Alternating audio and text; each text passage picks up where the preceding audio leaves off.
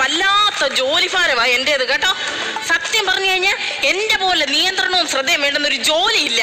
ഇത് എവിടോട്ടേലും ചെന്ന് ഇടിക്കുവോ, ഇടിഞ്ഞു പറഞ്ഞ് വീഴുവോ, ഈ വിമാനം റഡാർ നോക്കി ഓടിക്കുന്നവരില്ലയോ അവർക്ക് പോലും ഇത്ര ശ്രദ്ധ വേണ്ട.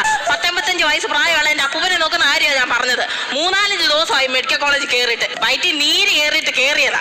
ഇപ്പൊ എന്റെ വല്യണ്ണനാ നോക്കുന്നതേ. അവിടെ കിട്ടാത്ത വകയില്ല. പാല് കിട്ടും, ഊണ് കിട്ടും, കഞ്ഞി കിട്ടും, എല്ലാം കിട്ടും. പക്ഷെ ഇപ്പൊ അപ്പൂപ്പന് ഒരേ വാശി, ഒറ്റക്കുമുള പപ്പടം വേണമെന്ന്. എന്റെ ദൈവമേ, ഈ ഒറ്റക്കുമുള പപ്പടം ബസ്സിനകത്ത് പൊട്ടാതെ ഞാൻ എങ്ങനെ അവിടെ എത്തിക്കും? എനിക്ക് വയ്യ. എനിക്ക് ഇത് വല്യണ്ണനും അപ്പൂപ്പനും ഉള്ള ചോറ്, ഇത് എനിക്കുള്ള ചോറ്. സമയം 9:30 മണിയായി. ഗ്രഹപ്പഴയ്ക്ക് റോഡ് പണി എങ്ങാണോ ഉണ്ടെങ്കിൽ കണ്ടവന്റെ അടുക്കളയിൽ കൂടെ, എരുത്തില്ലാത്തൂടെ, കാട്ടിക്കൂടെ, മേറ്റിക്കൂടെ ഒക്കെ ചെന്ന് കേറി അവിടെ ചെല്ലുമ്പോ ഉച്ച സമയാവും. സത്യം പറഞ്ഞ ഒരു പിക്നിക്ക് കഴിഞ്ഞു പോകുന്നൊരു ഫീല.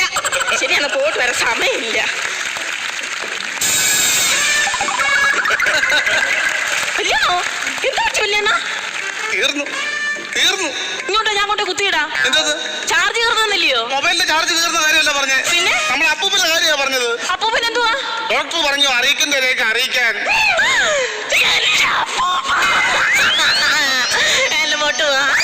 വേണ്ട കൺമശി, വേണ്ട താടി ചളുങ്ങ. എന്റെ അപ്പൂപ്പ എനിക്ക് ആവശ്യമില്ലെന്ന് പിന്നെ അറിയിക്കേണ്ടവരെയൊക്കെ അറിയിക്കാൻ പറഞ്ഞതാ. ഡോക്ടർ പറഞ്ഞു അറിയിക്കേണ്ടവരെയൊക്കെ അറിയിച്ചു, അല്ലെ മെഡിക്കൽ കോളേജിലുള്ളവർ അപ്പൂപ്പനെ തല്ലിക്കൊല്ലുമെന്ന്. അമ്മാതിരി നാശം അപ്പൂപ്പനോടെ കിടന്ന് കാണിക്കുന്നത്. എനിക്ക് വയ്യ അയാളെ നോക്കാൻ, എനിക്ക് വയ്യ അവിടെ ഇരുന്ന് നോക്കാൻ. വല്യണ്ണ ഒന്ന് സമാധാനപ്പെട്ട് ഞാനാണോ പോയി നോക്കട്ടെ? നിങ്ങൾ ആണുങ്ങൾ വേണ്ടായോ പോയി നോക്കാൻ? അപ്പൂപ്പന് തുണിയൊക്കെ മാറാനുള്ളതല്ലയോ?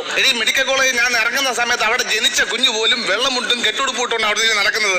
നമ്മുടെ അപ്പൂപ്പൻ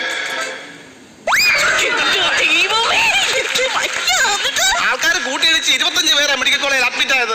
തിങ്കളാഴ്ചയല്ലോ ആള് കൂടും മെഡിക്കൽ കോളേജ്. ആ തിരക്ക് കാരണമല്ല, അപ്പൂപ്പന്റെ ഈ കാഴ്ച കാണാതിരിക്കാൻ കണ്ണുപൊത്തി നടന്ന ആൾക്കാര്. ഒന്നും ചെയ്തില്ലയോ? ഞാൻ ഓടിച്ചിട്ട് സംക്രാന്തി കിട്ടി പിടിച്ചട്ടെ. എന്റെ തുണിയുണ്ടോ? ഞാൻ പിന്നെ ECGയുടെ റിപ്പോർട്ട് ഉണ്ടായിരുന്നു, അതെടുത്ത് വളച്ചെങ്കിൽ കിട്ടി അപ്പൂപ്പനെ. പറയല്ലേ, നമ്മുടെ പ്രായമായ അപ്പൂപ്പനല്ലയോ? പ്രായമായ അപ്പൂപ്പൻ എന്ന് പറഞ്ഞാൽ അപ്പൂപ്പനെ ICU കയറ്റി.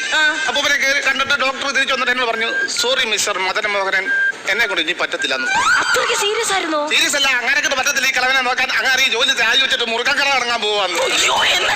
എന്നിട്ടെന്തോ ഡോക്ടർ അകത്ത് കയറിയിട്ട് പറഞ്ഞു, വാ തുറക്ക്, ടോർച്ചടിച്ച് നോക്കാനാണ്. ഡോക്ടർ മുഖത്തോട്ട് ടോർച്ചടിച്ചപ്പോ എന്തിനാണ് മുഖത്തോട്ട് ടോർച്ചടിക്കുന്നതെന്ന് പറഞ്ഞോണ്ട് MBBS അയാൾ കേൾക്കാത്ത ഏറ്റവും തെറിയ അപ്പം വിളിച്ചത് ഡോക്ടറെ. എന്നിട്ട് അവിടെ കയറി ICU കയറി AC ഓഫ് ചെയ്തിട്ട് റിമോട്ട് എടുത്ത് പാത്ത് വെച്ചേക്കോ. എന്നിട്ടോ പൾസ് നോക്കാൻ വന്ന ഒരു നേഴ്സിന്റെ ബ്ലൗസെ പിടിച്ചു വലിച്ചു. ഇത്ര നേരം ഞാൻ എന്തോന്ന് ചെയ്തത്? അയ്യോ എന്നിട്ടെന്ന് മാത്രം നാശങ്ങളെ കാണിക്കുന്നതെന്ന് അറിയാമോ? ഇയാടെ ബ്ലഡ് എടുക്കാൻ വേണ്ടി ലാബിൽ കൊണ്ടുപോയി. പഠിക്കാൻ നിൽക്കുന്ന ചെറുപ്പക്കാരെ പിള്ളേർ വന്നിട്ട് നോക്കി, ഞരമ്പ് കിട്ടുന്നില്ല. അത് പഠിക്കാൻ നിൽക്കുന്ന പിള്ളേരായിട്ടായിരുന്നു. പഠിക്കാൻ നിൽക്കുന്ന പിള്ളേരായിട്ടല്ല, ഒരു സീനിയർ നേഴ്സ് വന്നിട്ട് തൊട്ടപ്പോഴത്തേക്ക് നീ ഒന്ന് കാണണമായിരുന്നു. ഉത്സവപ്പറമ്പിൽ കറണ്ട് പോയിട്ട് രണ്ടാമത് കറണ്ട് വരുമ്പോ ആലമലത്തെ LED ബൾബ് കത്തത്തില്ലയോ, അതുപോലെ ഈ അപ്പൂപ്പന്റെ ഞരമ്പ് തെളിഞ്ഞു പൊങ്ങി വന്നത്. പഞ്ചസാരയുടെ കൂടുതലായിട്ട് എന്നെ കൊണ്ട് വയ്യ നോക്കാൻ രാജി, എന്നെ കൊണ്ട് വയ്യ. മനസ്സിലായി, വല്യണ്ണൻ ഇത്രയും പറഞ്ഞു കൂട്ടുന്നത് വല്യണ്ണന് നോക്കാൻ വയ്യ അതല്ലയോ? അപ്പൂപ്പനെ സൈഡ് പിടിച്ച് സംസാരിക്കുന്നത് എന്താണെന്ന് എനിക്കറിയാം. അപ്പൂപ്പന്റെ എല്ലാം നീ പിടിച്ച് വാങ്ങിച്ചില്ലോടി. എന്തുവാന്നോ അപ്പൂപ്പന്റെ ഫിഗർ ഇട്ട് ഇവളാ പോയി അപ്പൂപ്പന്റെ പെൻഷൻ വാങ്ങിക്കുന്നത്. കള്ളം പറയരുത്. വല്യണ്ണൻ ഒന്നും തന്നിട്ടില്ല അപ്പൂപ്പൻ. എന്താ തന്നിട്ട്? എനിക്ക് അപ്പൂപ്പൻ എന്താ തന്നിട്ട്? ഞാൻ പാമ്പിടിച്ചൊരു വർഷം ഓടിക്കാറ്. വലിയ മെക്കാനിക്ക നമ്മുടെ തമ്പി സാർ അയാളുടെ അംബാസഡർ കാറിന് സൈലൻസർ ലീക്കാന്ന് പറഞ്ഞുകൊണ്ട് അതൊന്ന് മാറ്റി വെക്കണമെന്ന് പറഞ്ഞ് ഇവിടെ കൊണ്ടുവന്നു. ഈ വലിയ മെക്കാനിക്ക് ആ പണിയെല്ലാം കഴിഞ്ഞ് തമ്പി സാറിനെ വിളിച്ചു പറഞ്ഞു, പണി കഴിഞ്ഞു, സാറ് വന്ന് കാർ എടുത്തോണ്ട് പോകാൻ. അയാൾ വന്ന് കാർ സ്റ്റാർട്ട് ആക്കിയതും ഭൂലോകം ഞെട്ടുമാർ അതിനകത്തുനിന്ന് ഒരു ഒച്ചയും അണുബോംബ് ഒട്ടുന്ന പോലൊരു കറുത്ത പുകയുമായിരുന്നു. തൊട്ടു പുറകെ നിന്ന് അമ്മൂമ്മ നിങ്ങളൊന്ന് കാണുമായിരുന്നു. വെളിക്കാത്ത പോലെ അവിടെ നിന്നത്. എന്ന് പറഞ്ഞിട്ട് അപ്പൂപ്പൻ ഒറ്റ ചോടിക്കുമായിരുന്നു. അന്ന് പറഞ്ഞു പോയത് അമ്മാവന്റെ വീട്ടിൽ അമ്മൂമ്മ. അമ്മൂമ്മ അവിടെ ഇപ്പൊ കൊക്കു പോലെ ഇരിക്കുന്നത്, കൊക്കു പോലെ. അവരും ആഹാരം ഒന്നും കൊടുക്കത്തില്ലയോ? ഇരിക്കുന്നല്ല പറഞ്ഞ അമ്മൂമ്മ വെളുത്ത് നല്ല സുന്ദര കുട്ടപ്പേര് അമ്മൂമ്മയുടെ മുടിയൊക്കെ നിറച്ചിരിക്കുന്ന കരിമ്പ് പൂ നിൽക്കുന്ന പോലെ. നീ അപ്പൂപ്പനെ നോക്കി എനിക്ക് വയ്യ നോക്കാൻ. വല്യണ്ണ, നിങ്ങളുടെ ഭാര്യയുടെ അപ്പൂപ്പനെ അമ്മൂമ്മയെ നോക്കുന്നുണ്ടല്ലോ നിങ്ങള്. സ്വന്തം അപ്പൂപ്പനെ നോക്കാൻ നിങ്ങൾക്ക് വയ്യ.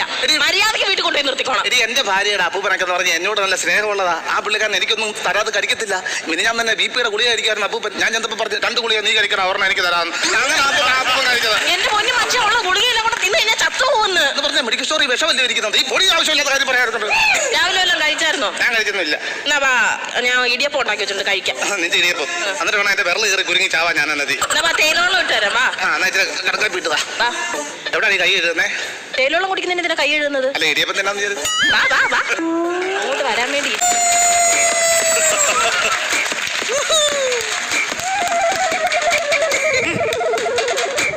3-4 ദിവസം ഞാനൊന്ന് മാറി നിന്നതേ ഉള്ളൂ.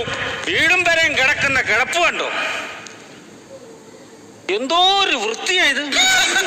അങ്ങനെ നീ വൃത്തി ഉണ്ടാക്കണ്ട.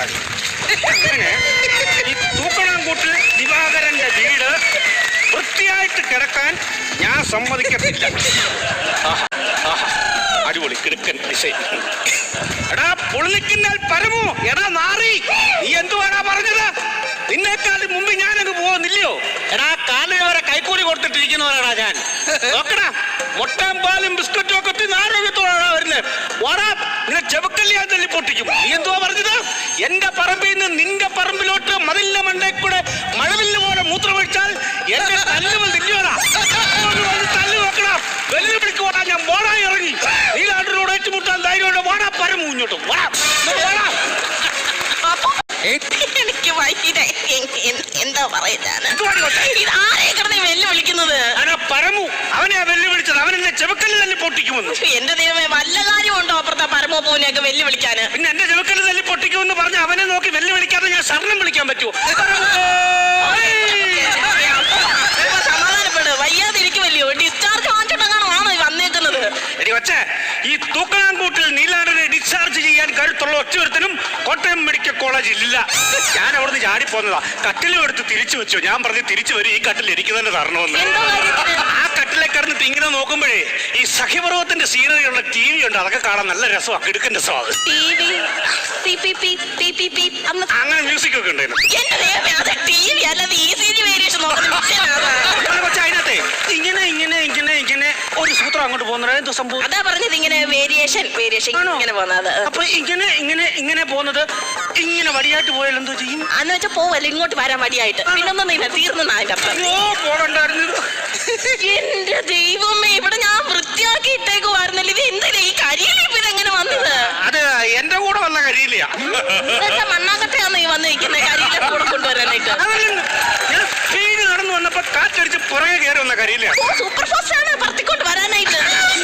അല്ല അപ്പൂപ്പ, ആശുപത്രിയിലൊക്കെ വലിയ സൗകര്യമായി പോയി ഇല്ലയോ? പിന്നെ നീ വിചാരിക്കുന്ന പോലെ അല്ല ഇപ്പോഴത്തെ ഗവൺമെന്റ് ആശുപത്രിയും സംഭവമൊക്കെ. എനിക്ക് കൊച്ചെ ഇവിടെ എൻജോയ്മെന്റ് ചെയ്യാനുള്ള സംഭവമൊക്കെ ഉണ്ടെന്ന് ആശുപത്രിയിൽ. എൻജോയ്മെന്റ് ചെയ്യാനുള്ള സംഭവം പാർക്കൊക്കെ ഉണ്ട്. ഞാനൊരു സാധനത്തിനകത്ത് കയറി ഒരു കുടല് പോലെ ഇങ്ങനെ ഇരിക്കും. നമ്മൾ വേറെ ഡ്രസ്സൊക്കെ ഇടിച്ച് തലയിലെ തൊപ്പിയൊക്കെ വെച്ച് കയറ്റും. ഭയങ്കര ലൈറ്റ് സെറ്റിംഗ് ഒക്കെയാ. അങ്ങോട്ട് വിടും, തിരിച്ചിറങ്ങും, അങ്ങോട്ട് വിടും. കിടക്ക സംഭവം. അതിന്റെ പേരാണ് MRI സ്കാന്.